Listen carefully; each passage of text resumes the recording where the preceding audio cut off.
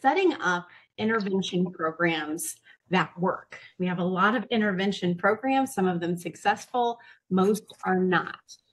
So I want to share, it's that time of year, this is good, really powerful information to have, especially as people are starting to make their plans for going into next year and looking at interventions.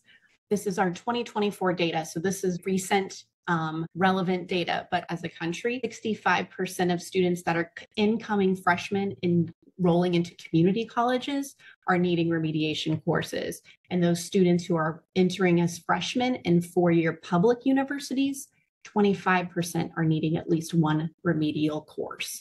In last year's NAEP data, 75% of our eighth graders are not reading proficiently or on grade level.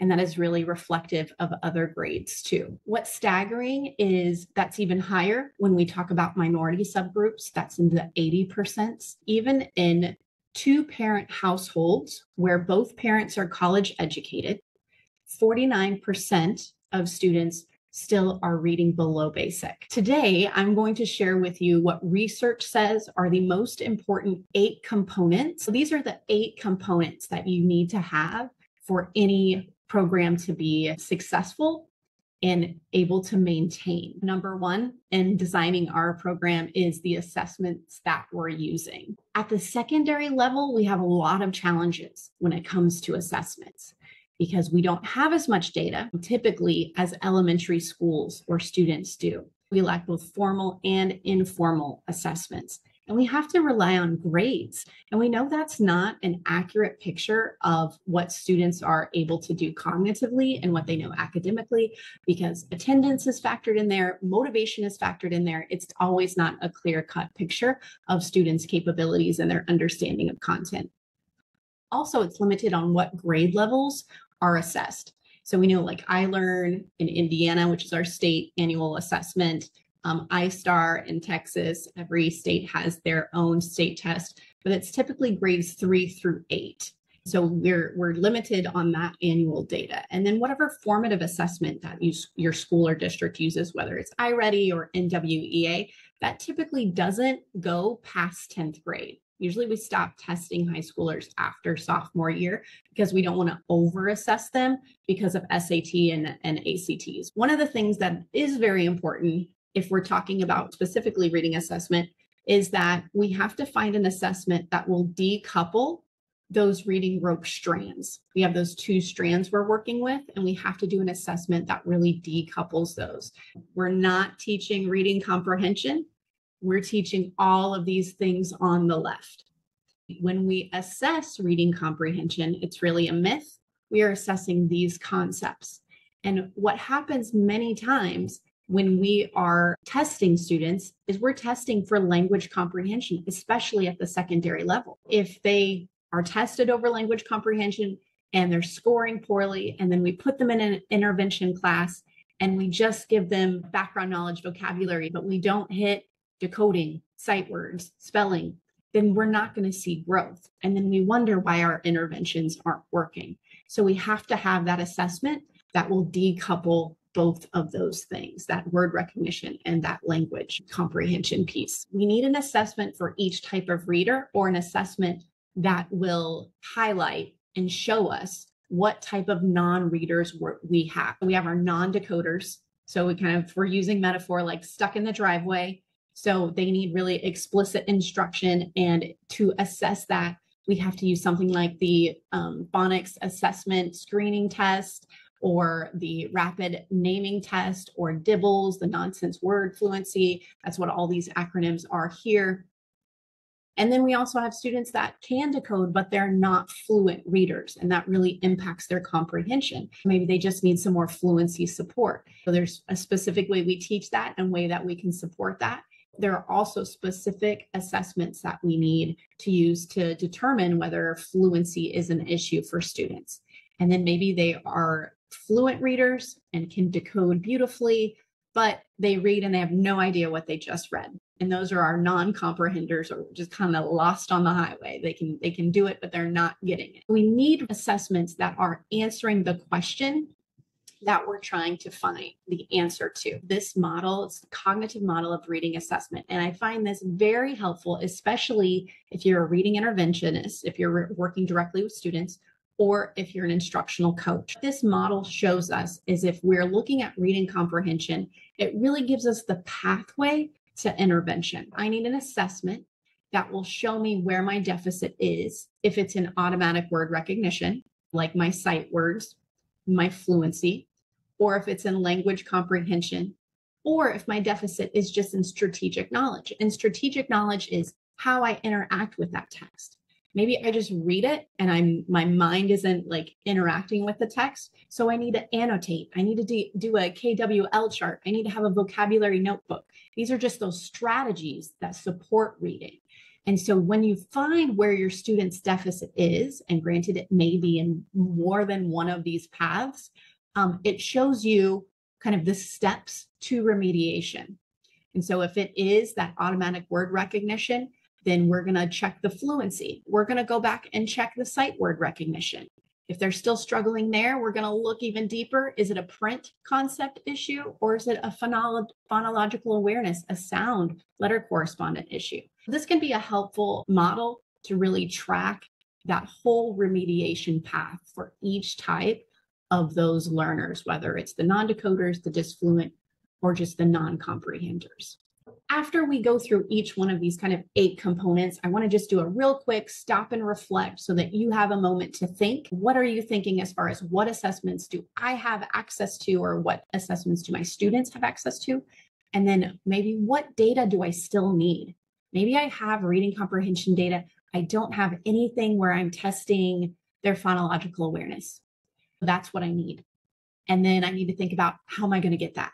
And summertime is a great time to problem solve and have those conversations and do that research so that it can come back in the school year, when the school year begins, and have those assessments at hand for that BOY, beginning of year assessment. And we can refer back to some of those ideas as far as which assessments to use. Second step is identifying students. This is a really tough one, because if we refer back to 75% of our students need remediation. I love this quote: we can't intervene our way out of a tier 1 problem. When we have 75% of students needing intervention and support, we can't sustain that. We can't intervene and give tier 2 or tier 3 support to that amount of population. So I'm sure everyone's familiar with the tiered pyramid of instruction. And this was developed in the early 2000s. Our tier 1 instruction is that core instruction. And this is where 80% of our students should be ready for.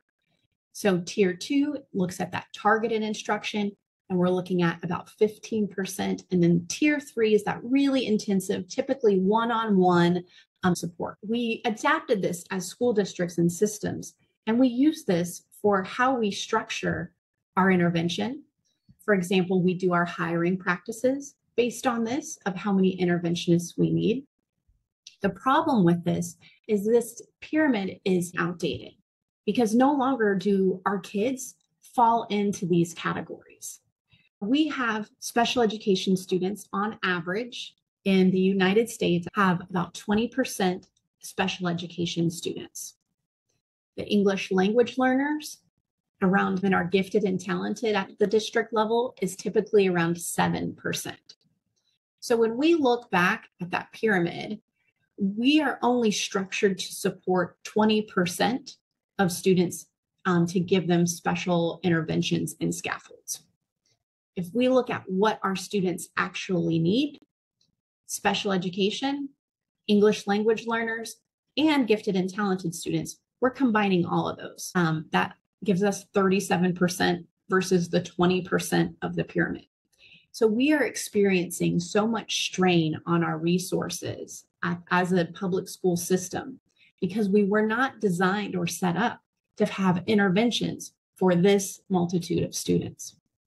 Really what we have currently looks something more like this. Our tier 1, only 25% of our students are ready for that kind of independent core instruction. 50% of our students need a more supportive, scaffolded tier 2 type of instruction. And then tier 3, that intensive support, is up to 25% of our population. And we have to manage this very differently than we do that traditional pyramid. That's why we find ourselves in this difficulty where we have one reading interventionist for 400 students in the middle school. We are working with an outdated structure. We really have to rethink the pyramid system because it's not an intervention issue. We have to change our core instruction. We have to figure out how to make our tier 1 practices and utilize the most effective research-based strategies and the most effective viable curriculums that are available. A lot of times we're asking the wrong question. Instead of asking, how are we going to get this one interventionist to support 300 kids? How are we going to get that schedule to work? That's the wrong question. That is a short-term Band-Aid question.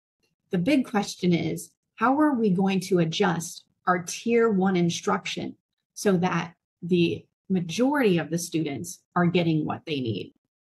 And that comes from really evaluating what the curriculum is at the tier 1 or the core instruction, and if it's how it's being utilized. So what we teach, how we teach it, and what professional development or supports are our teachers getting so that they're implementing the curriculum correctly and that they have the instructional confidence and capacity to be able to teach students in the way that they need, in the way that is most effective. What school districts do a lot of times is curriculum is expensive. So they'll use up all the budget on purchasing the curriculum, but then they won't have the money to pay for the professional development that goes along with that. Or maybe the coach gets the professional development and then has to do a train the trainer model, which can be effective, but isn't ideal. And so it just puts a lot of strain on our resources. So maybe you've heard this quote, but literacy is a civil right. So it comes back to this philosophy of who are we going to identify? If we have, 75% of our students need additional intervention and support, well, we can't give them all support. Who gets the support? Well, there's typically 2 schools of thought. You get the bubble kids, those kids that are, 10 points below or 10 points over that cut score of whatever the state assessment is to make sure that we can kind of push them over and get those growth points as a school.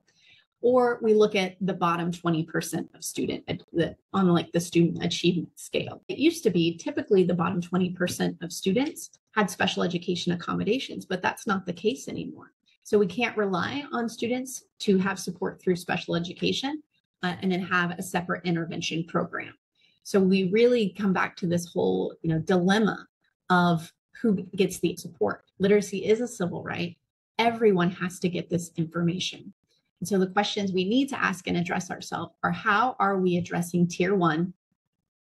And then how are we making sure that all of our students get what they need? Because we need to build intervention programs. So who are we going to choose that gets that specific support through an intervention program?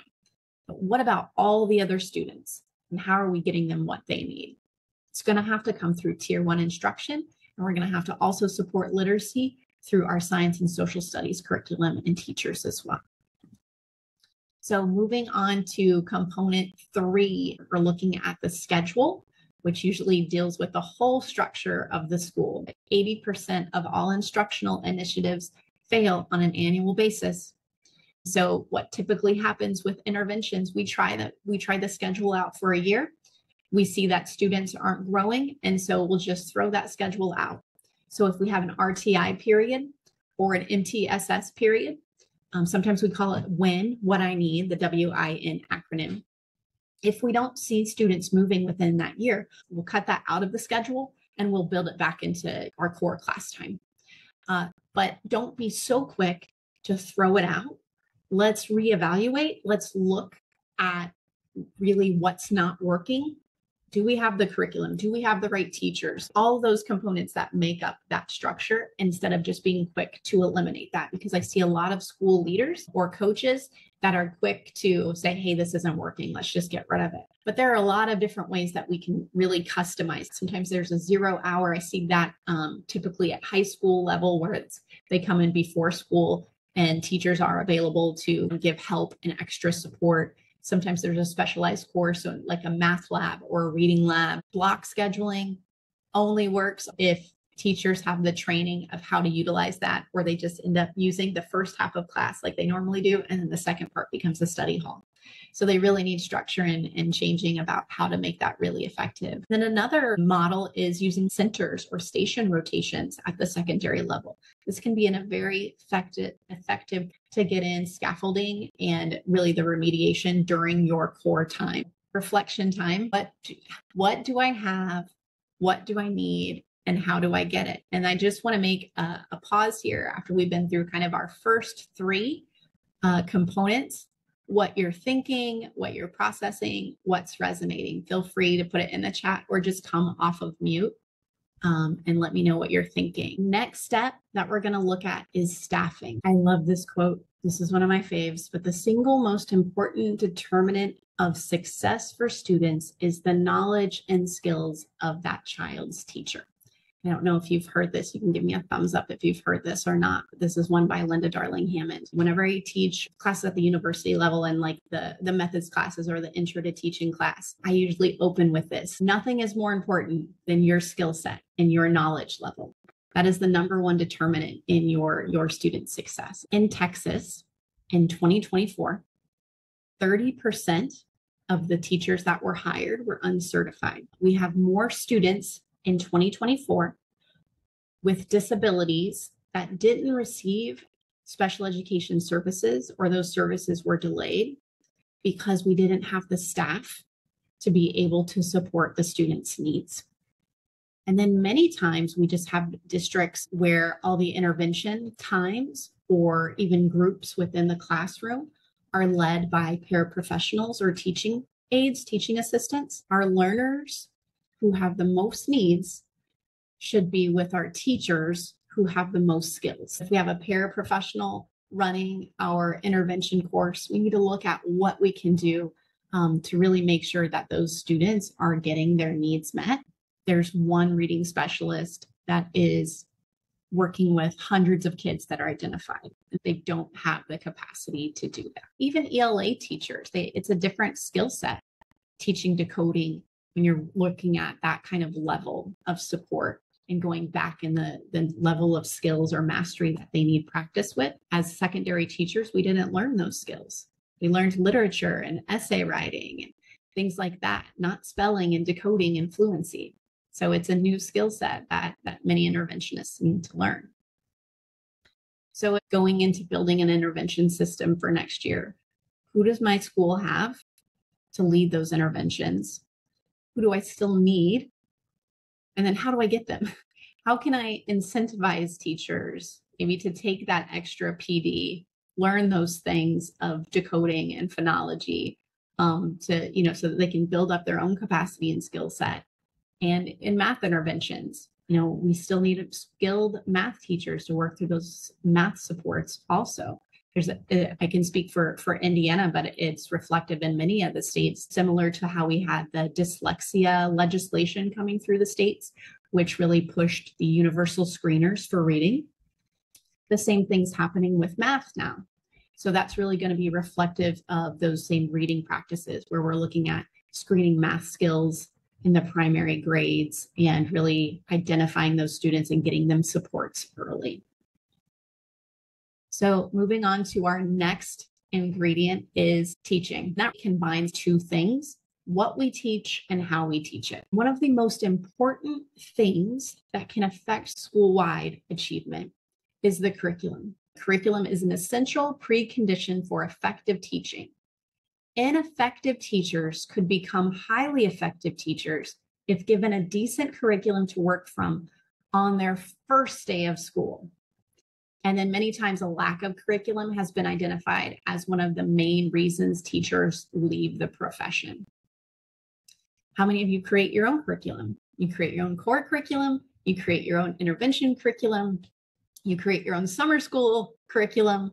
That happens typically at the secondary level, especially in ELA courses. We are creating our own curriculum. It's very important to look at all of those pieces of what we're teaching and how we're teaching it, and really increasing literacy overall. Education is reading, writing, thinking. So how do we increase the quantity of reading, writing, and thinking in every classroom? These are the 5 ingredients, and you've probably seen these or remember these from teacher school. Every effective lesson has clear objectives, that explicit explanation or instruction. It has modeling for students, plenty of practice. Students need lots of practice. That's another one of our keys to designing the program. And then those checks for understanding. So building in to make sure that every lesson has those key components. And also, if you're familiar with John Hattie's visible learning, the research has already been done for us. So Hattie takes the last 20 to 30 years of research, and it looks at 250 different components, strategies, factors that can influence teaching and learning, and breaks down their efficacy. He's broken it down to this is, neutral. It provides no student growth, all the way to some of these provide up to 3 years growth in 1 year. There's no guesswork left. It is laid out what works. And knowing that our students are so far behind, we really have to leverage those practices that have the most efficacy and get the most growth. We only have a small amount of time with students, especially in those intervention classes. You might only have them for 20 minutes a day. So we have to be utilizing those strategies that get the most bang for your buck. Just another piece of encouragement. Every text requires a before, a during, and an after reading strategy. We're doing something to set the text up. We have a protocol for how we're interacting with the text. And then the after reading strategy, we're doing something with it. We're reading, writing, thinking, talking about it. Every text has to have those 3 things. We're setting it up, we're interacting, and then we're doing something with it. A lot of times we'll just give students a text and then maybe give them some questions over it. And if we set them up, we feel like maybe we're cheating or giving them a disadvantage, but that's not the case at all. And then anytime we're teaching vocabulary, many of our intervention students are struggling with a gap in their vocabulary. And so we want to make sure that we're building a vocabulary by using the most effective strategies. Again, you can rely on the visible learning, but making those into word maps or visuals, manipulating that vocabulary with several practices. Those are all important things to make sure that you have within your intervention program. As far as teaching, what and how, and that's again comes back to why it's so important to have the trained staff to be able to provide the interventions. What do I have in my school? What do I still need? And then what's the quality control process on that curriculum? If so many teachers, if we're creating our own intervention curriculum because we don't have any, so we have to create our own, what's the quality control process for that? And as maybe a school leader or school coach, that could be something that, that you're working or struggling with right now. We use Teachers Pay Teachers because that's all we have access to. And it's going to save me a lot of weekends instead of creating my own. And so really looking at how do we get that quality curriculum, a viable and effective curriculum, which is so important. Let's look at the next step, which is monitoring. This again is difficult and it's very much tied to assessment. If we don't have the data to start out with, like beginning of year, we're not going to have it for the rest of the time. So research shows us that every 10 instructional days, we should be checking in on their learning. There should be some kind of progress monitoring check to see how we're doing. We don't want to wait till the end of the unit after, 6 weeks. We need to be doing regular check-ins. And I'm sure, you can do that through quizzes or exit tickets, those types of regular check-ins. Many times in an intervention class, if you're building your own curriculum, you might not have a tool to do that progress monitoring. If your school has went through the process of creating like common assessments, sometimes you can utilize those as a fallback. You can utilize those DIBELS assessments if we're talking about literacy. They have progress monitoring free assessments that you can use. Also, another just free way to check in on students, and this is across subjects, do a check-in as far as a read aloud, have students read aloud and then retell. You can tell a lot By that, if that's something you're doing every 2 weeks, if you're listening to students read aloud and asking them to retell what they just read, that's going to give you good insight into when they're reading, how their accuracy is, or even you can count the words per minute, but what accuracy they have as far as decoding. Are they saying and pronouncing the words correctly? Their automaticity or their immediacy with the words that they're saying, which influences their fluency. Prosody just means speaking naturally. It sounds like you're reading. You don't sound like a robot. So you have nice prosody. So just listening to a student read, you can check all of those three things off. And then retelling, they're having to use their skills of summarizing. You can ask clarifying questions, have students also do reciprocal teaching to where they are teaching a lesson to the class. That gives you great insight into what their skill level is or how well they know the content, if they have to get up and teach their peers or teach a small group. So those are just some ideas. If you don't have a type of formal assessment tool, here are some kind of ideas that you can use as a teacher that you can access on your own if you're building your own curriculum. What do I have? What do I need? And how do I get it? Moving on to practice. Practice makes permanent, and that's what's important. If you haven't read the text, making it stick, I would recommend it. It really sets up what we think studying is, what we think practice looks like, really isn't the case. It shows us that, what we typically maybe remember in college from cramming, how that does no good to anyone. There's no long-term retention with that. We have to have space practice, what they call space versus mass practice. Mass really being that cramming, and space being like the spiral review, having that spiral review, which is another reason why the curriculum is so important, because a good curriculum will bring in and spiral those concepts. That's another issue that's very challenging. If you're building your own curriculum, that's typically not something you're doing. You're not bringing in or spiraling to the amount that you need to so that it's effective. So for different types of learners, we have different needs as far as practice goes. Accelerated or quicker learners need maybe 1 to 2 practices, and then they're good to go. They can be independent with that skill pretty quickly. On pace, typical learners, they need anywhere, it's kind of a large range there, but from 4 to 14 practice sessions. Striving readers or striving learners need 20 or more practice opportunities. Think about that. Think about the students just in your core classes and how many practice sessions that you can give with one concept.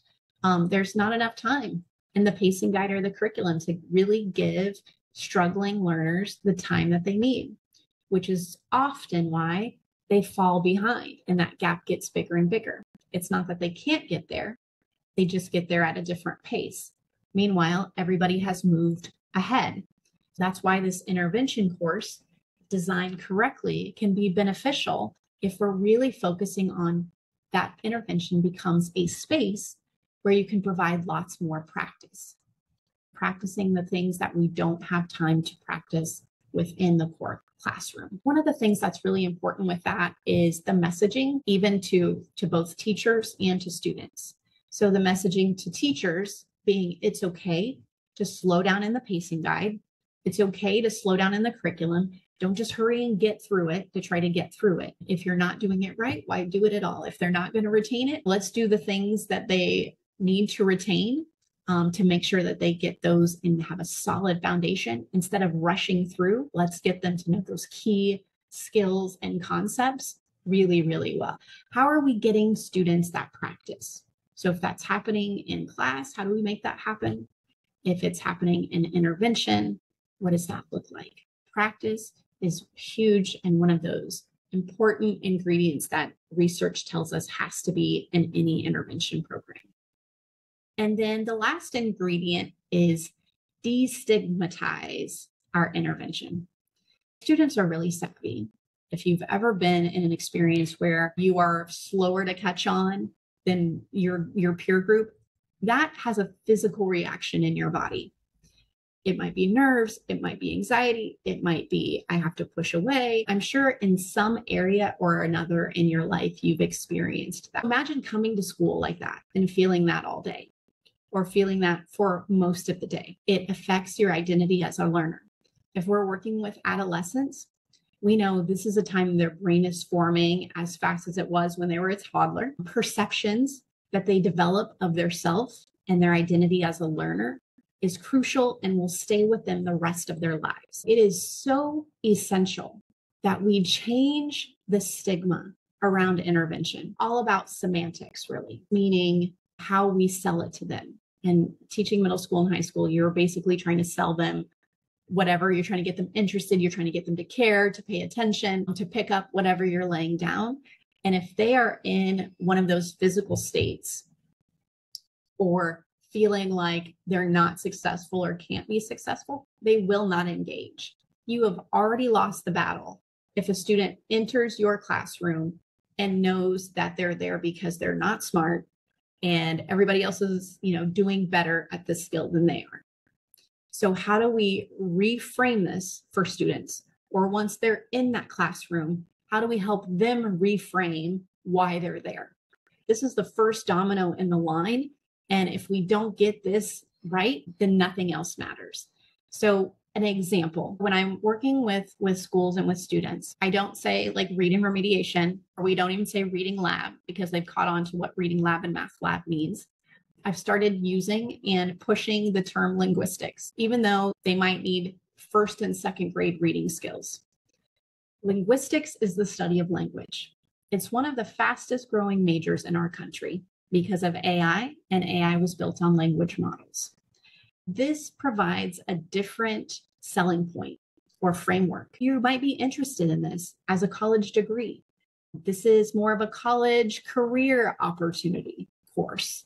It doesn't have to be sold as, an RTI class or a reading intervention class. Be careful of even the language that's on their schedules. They see those schedules, parents see those schedules. So the semantics around that intervention class is really crucial. It requires some thought and maybe bringing in some stakeholders to have some brainstorming around what your community will tolerate, what goes well with the culture that you've created in your school, or maybe other initiatives that you're working on. It's linguistics, reading remediation. We are literally covering the same skills. It's so much more palatable for the students to know that they are learning one of the fastest growing majors instead of you're here because you're not good at this. Reflection questions. How do I change the mindset in my school? Maybe with my colleagues about referring to things as intervention or lab. And then how do I sell that to the students? How do we use our wording and leverage what we know about the concept to really sell it to kids, to make them, to help them see that this is an additional support and they're not being penalized for not knowing. And that's also difficult if we're taking away an elective class to give them extra math period if they hate math. That's another issue with scheduling. And there's no easy answer. This is putting together one of the most complicated jigsaw puzzles of taking all of these things and making them fit in a 7-hour schedule. It is not an easy task, but these are just, helpful things that I hope you can consider as you're going into the summer, or you're going to begin working with your department or your grade level teams to work on intervention. What is one of the new pieces of information that you've heard or maybe been reminded of that you want to remember? One of your most important takeaways? Or tell me, what is an action item you have? I need to look for this type of assessment, or I need to have this conversation. Or the third point, who do I need to share this information with? I'll share the deck. Maybe you want to share it with your PLC, or maybe you have a summer PD coming up, or you're going to meet with one of your teacher buddies and have coffee and you want to, share a couple slides with her. Here's my contact information, this QR code. This is an app that uses QR codes, and it has all my information, email, my cell phone number, my social media, links to the website, everything. You may not want all that information, but you can download it and put it into your contacts so that it's just easy in there if you need it. My friend and business partner and I, we have a podcast around the science of reading specifically for grades 4 through 12, if you're interested in that. And then later this summer, I'll be teaching a 3-day live Zoom on the science of reading for big kids, how to teach reading to grades 6 through 12. Even if you are a high school chemistry teacher and you have students in your class reading at a 2nd or 3rd grade level and don't know how to support them, this class is for you. And then Katie and I also have written a book, and it will be out August 1st. And it is the same thing, The Science of Reading for grades 4 through 12. And it's a book of graphic organizers and those before, during, and after reading strategies. And then there's the link to the website that has all the resources on it or anything else that you may need.